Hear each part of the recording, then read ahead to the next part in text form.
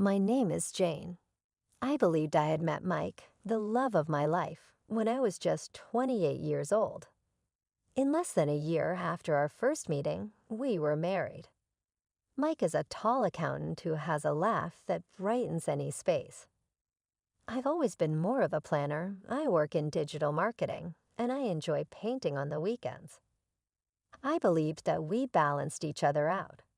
The day after our wedding, our living room was overflowing with mail and wrapped gifts. The ruins of our celebration had a wild beauty to them all. At that point, Carol and Dave, Mike's parents, stopped by.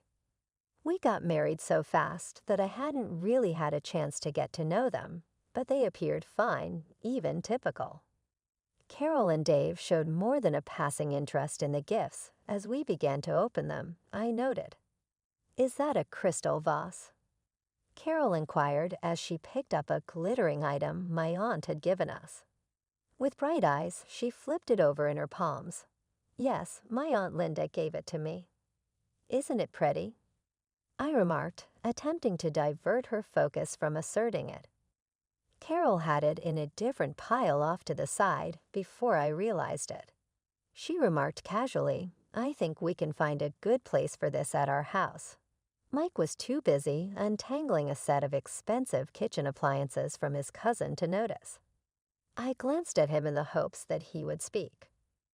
When Mike finally replied, "Mom, that's our wedding gift," he smiled casually, as though the whole thing were a joke. "Come on, this will just be dust."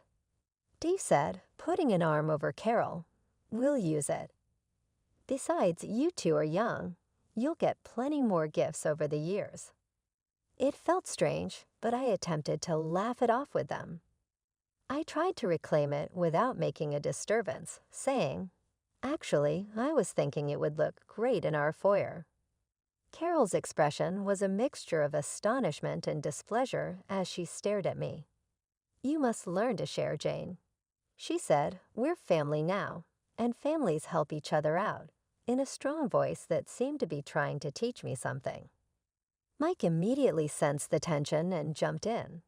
"For now, let's not worry about this. Jane, you do realize that we have a ton of gifts." I bit back my words as I nodded. However, as they proceeded to sort through the presents, reserving a few special items for themselves, I began to feel uneasy. Seeing strangers take possession of aspects of my life was like that. Mike, on the other hand, simply allowed them. Our first year together went too quickly, and before I knew it, it was time for our anniversary. I reserved a table at Chez Louis, a quaint small restaurant that we both adored, since I wanted to make it unique and a celebration of us. To let Mike's parents know how much we value them, I thought it would be lovely to have them join us. Carol and Dave had already arrived at the restaurant with their menus when we sat down. Carol remarked, "This place is fancy," as she studied the chandeliers. Mike gave me a subtle thank you for setting everything up by squeezing my hand beneath the table. The waiter came by, and we started to order. I went for the salmon, Mike's favorite, and I noticed Carol's eyes darting down the menu to the most expensive items. "We'll have the lobster and the filet mignon," she declared, pointing at the priciest things without a second glance. Dave nodded in agreement. "And why not throw in a bottle of your best wine?" he added, winking at the waiter. I could feel my smile stiffening. Quite the celebration, huh? I tried to keep my voice light. Mike shrugged. "It's a special night," he said. "Let's not think about the cost tonight." The conversation was light for the most part, but I couldn't help but notice how Carol and Dave savored the food like it was their last meal, almost oblivious to the price tag I knew would come at the end. As we ate, I couldn't shake the feeling of being taken advantage of. It wasn't about the money, not really. It was the principle. It was our anniversary, and it felt like it was being hijacked. When the check arrived, I saw Mike's eyes widen a little, but he quickly recovered and handed his card to the waiter. On our way out, Carol looped her arm through mine. You know, Jane, this was just lovely. We should do it again next year, she said, a satisfied smile on her face. Thanksgiving was around the corner, and with it came the start of the holiday season. Mike and I had started to decorate the house, a mix of fall colors and early Christmas cheer. It was cozy, the kind of place you'd want to come back to after a long day. One evening, as we were stringing up some lights around the living room windows, Mike's phone pinged with a message. He read it and laughed. Oh, my parents are ahead of the game. They've already sent their Christmas wish list. I was untangling another set of lights and looked up. Wish list? I asked. Yeah, they send one every year. Helps with shopping, he explained, his fingers scrolling through his phone. Curiosity got the better of me. So what's on this famous list? Mike hesitated, then handed me his phone. The list was extensive: top-tier electronics, designer clothes, luxury items they probably didn't even need. I scrolled through in disbelief. They can't be serious, I said. This is a lot. Mike took his phone back and shrugged. They like the good stuff. What can I say? I didn't know how to respond. There was a knot forming in the pit of my stomach. Mike's birthday was also coming up, and I'd been so excited to give him the watch he'd been eyeing for months now. It felt like any gift would be less about us and more about fulfilling a list. When it came to us making our list, I couldn't help but feel petty, making one at all. Maybe we should just ask for charitable donations in our name, I suggested half-heartedly.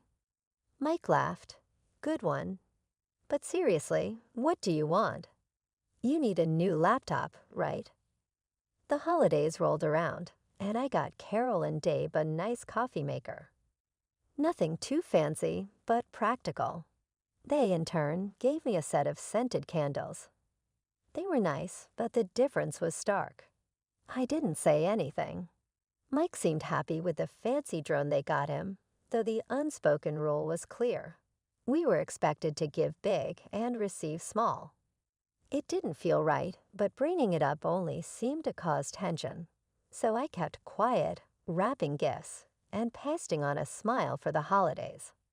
But inside, I was beginning to count the costs, not just in dollars, but in the emotional toll this was starting to take.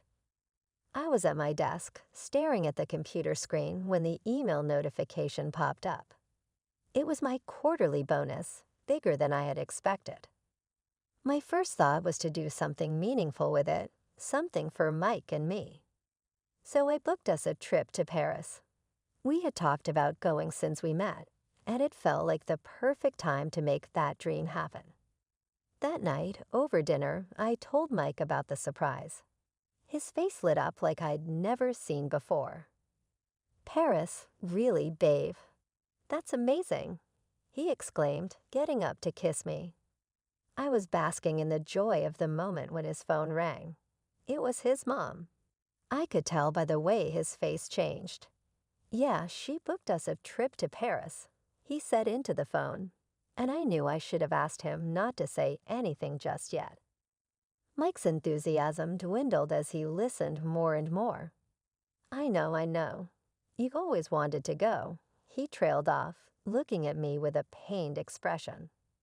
I felt my heart sink. He hung up, and there was a heavy silence. They want to come with us, he said finally, almost like he was asking for permission. I sat there, my fork halfway to my mouth, paused in midair. To Paris with us? I asked, trying to keep my voice steady. Yeah, they said they've never been and always wanted to go, Mike explained, running a hand through his hair. I think we should take them. The room felt suddenly too small. It's supposed to be for us, Mike. Our trip, I said, feeling a tightness in my chest. He didn't respond at first. I know, but they're getting older, and I feel bad. They've done so much for me. I thought about all the one-sided gift exchanges, the anniversary dinner, and every other little thing that had piled up over the past year. But this is our time, I insisted, my voice firm. We can plan a trip with them another time. This bonus, it's for us. Mike sighed, a deep, frustrated sound. They won't understand that, you know how they are, and you know how hard I've worked for this, he said. I said the words like stones in my mouth. I want us to enjoy it together, just us, like we planned. Mike didn't say anything for a while, then said, okay, we'll tell them some other time. Might work better. But when the time came to tell them, Mike's words faltered. Look, maybe we can all go together next year, he offered. But Carol was having none of it. Why next year? We can afford it now, she retorted over the speakerphone, her voice laced with disappointment. I couldn't take it anymore. Because this trip is for us, Carol, Mike, and I. We need this time together, I said, unable to hide my frustration. There was a pause, then Carol said, well, that's very selfish of you, Jane. Very selfish indeed. After the call, the air between Mike and me was tense. He was torn, I could tell, but this was one thing I wasn't willing to budge on. Paris was meant to be a dream trip for us, and I wasn't going to let that dream be taken away. Mike became a shadow in his own home, leaving early for work and coming back late. Our conversations dwindled to monosyllables. Dinner's in the oven, I'd say when I heard the garage door open, my voice echoing off the empty walls. Thanks, he'd reply, a hollow word that hung in the air between us. I missed him, missed us. I yearned for the easy days when we dreamed together on the couch, our plans and laughs intertwined. I longed to reach out to him, to break through the invisible barrier that had erected itself after the argument over Paris. But every attempt felt like speaking through a thick glass wall. I could see him, but I couldn't reach him. One particularly hard evening, I sat at the dinner table across from Mike, the sound of his fork against the plate drilling into the silence. I cleared my throat. Mike, this can't go on, I started, my voice barely above a whisper, fearful of shattering the fragile peace. We need to talk about what happened. We can't let this silence be the new normal for us. Mike continued to eat, his expression unreadable. Then he set down his fork, a sign that I had his attention, even if just for a moment. What do you want me to say, Jane? He asked, a hint of weariness seeping through. I want to understand why you're taking this so hard, why it feels like you're choosing them over me. I replied, the hurt evident in my tone. He sighed, his hands folded in front of him. They're my parents, Jane. They've been hoping to go to Paris their whole lives. And what about what we've been hoping for, our plans, our dreams? My own frustrations started to bubble up, words becoming more pointed, desperate to bridge the gap between us. Mike ran a hand through his hair, a gesture of exasperation I'd come to recognize. I know, he said. For a moment, I saw the flicker of the man I married, conflicted and torn, but not indifferent. It's just they've always been there for me. I feel obligated, you know. But where does that leave us, Mike? I pressed, leaning forward, trying to catch his eye. What about our marriage? He didn't respond right away, and in that pause, I felt a wave of fear. Fear that maybe we weren't as solid as I had believed, that maybe the foundation we had built was less rock and more sand, easily eroded by the steady tide of his parents' needs and wants. It's supposed to be us against the world, Mike, not me against you and them, I said quietly, my voice steady despite the emotion welling up inside me. He looked at me then, really looked at me, and I could see the conflict warring within him. I know, Jane, I just don't know how to make everyone happy. That's just it, I said, a sudden clarity washing over me. We can't. We can't always make everyone happy. But we made vows to each other, Mike. Doesn't that count for something? He nodded slowly, his gaze lingering on the table before finding mine. It does. It counts for a lot. The rest of the meal passed in contemplative silence, a change from the strained quiet that had become our norm. It was as if my words had planted a seed, or perhaps watered one that had been lying dormant within Mike all this time. The morning sun poured in through the windows, but the warmth it usually brought seemed to have no place in our home today. I woke up to an eerie quiet, the other side of the bed untouched from the night before. The emptiness of the house felt like a heavy blanket, suffocating in its silence. Rubbing the sleep from my eyes, I reached for my phone, expecting the usual absence of messages given the silent treatment that had taken residence in our home. Instead, my screen was flooded with notifications, all from my bank. A lump formed in my throat as I read the details, multiple transactions, including airline tickets, and a pair of hotel bookings in Paris, all made while I was asleep. The timestamps on the emails told me the flight would have left hours ago. Mike and his parents were already on their way to Paris, using my hard-earned bonus to fund a trip I was meant to be on. Disbelief turned to anger, and then to a crushing sense of betrayal. I sat there, the phone heavy in my hand, as the reality settled in. Mike had access to my account. I trusted him implicitly, never imagining he would abuse that trust. Yet here it was, in stark black and white, a digital paper trail of deceit. I couldn't breathe, couldn't think. The one person I had believed would stand by me had chosen his own comfort over our relationship. I thought back to all the times I'd brushed aside the little signs, the excuses I'd made for him, for us.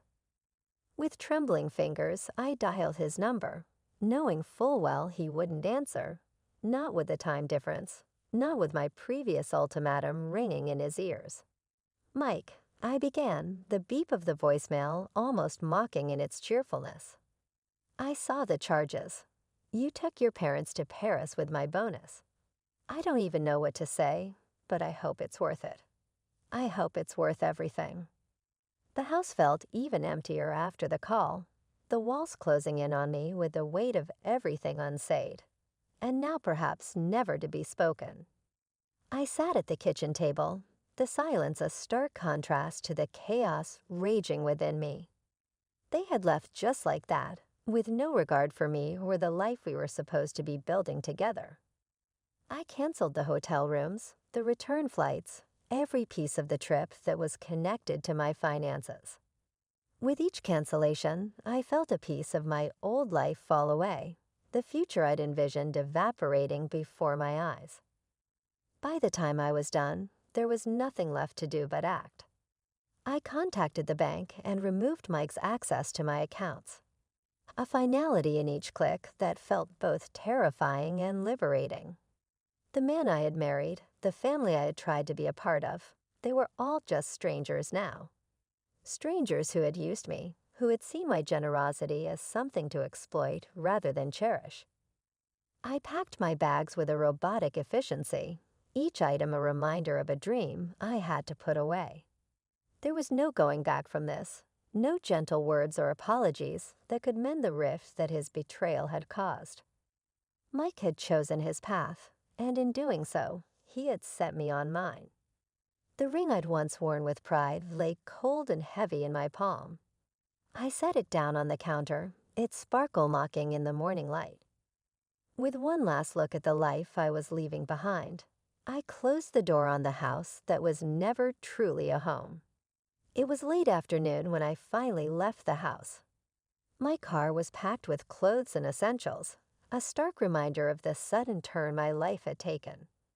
As I drove, the messages began to flood in, one from Mike, several from his mother.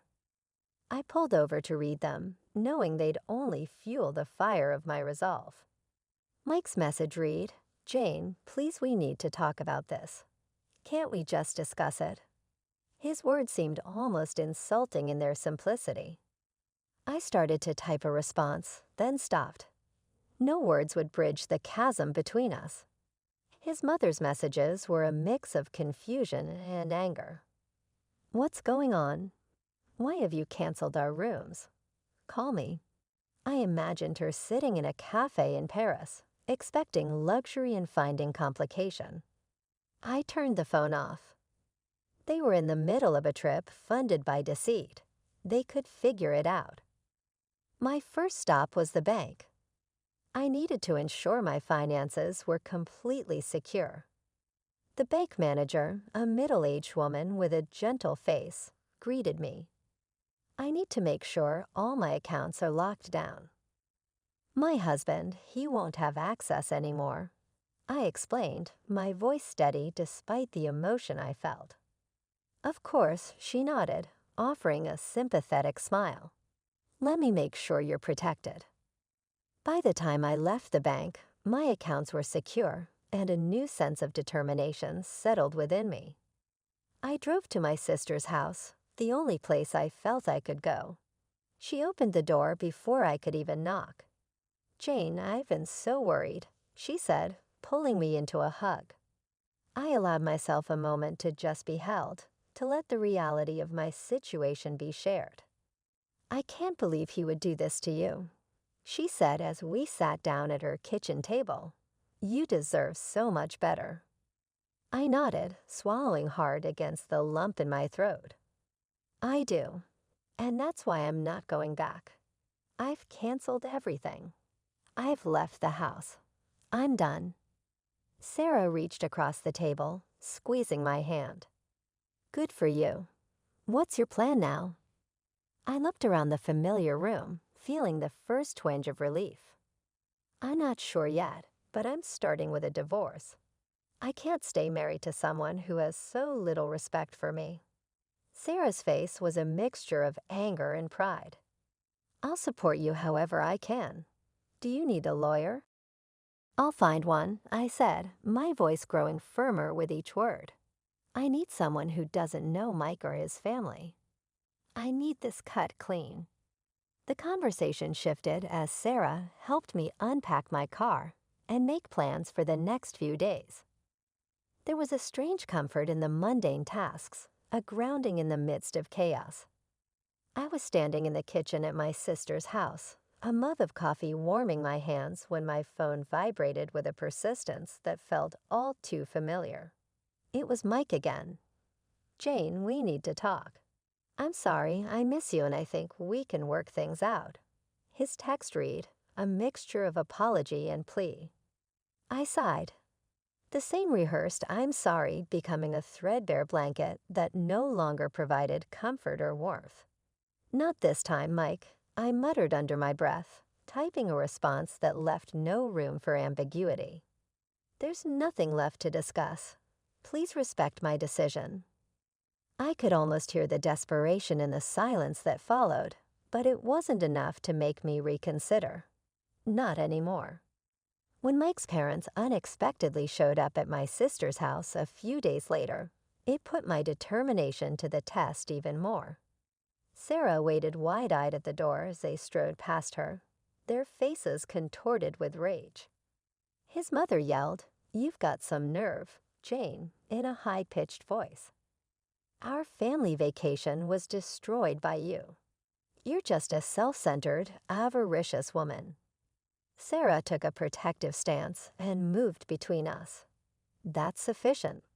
You won't enter my home and disparage my sister." I was certain that someone would call the police as the conflict got out of hand and the neighbors started to peep out of their windows.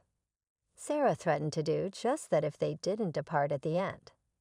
Long after they had left, the bad air they had left behind persisted.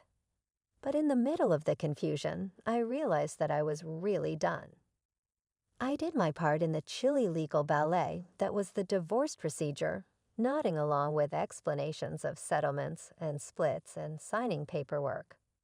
But I sensed a tether unraveling, a chain cracking with every pen stroke. Then it was finished.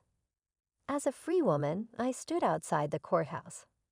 There was a light wind rustling my loose hair in the fresh air. Sarah gave me a strong hug and remained steadfast in her support. She said, "You did it, Jane," with delight in her tone. I had completed the task. I had resisted the manipulation that attempted to hold me back and the selfishness that attempted to seize me. Away from a past that no longer contained me, I turned my back on the courts. Mike's messages went on for some time, alternating between apologies, haggling, and finally rage. But as I continued living my life, many remained unread and drifted in the digital emptiness. Despite its small size, the unit I leased was well lit. I filled it with new memories, books, and plants. I returned to school and enrolled in courses that rekindled my long-neglected enthusiasm for learning. And I erased Mike's number from my phone one peaceful evening while enjoying a cup of tea on my tiny balcony. I had the freedom to develop, to heal, and most importantly, to be who I am without apology.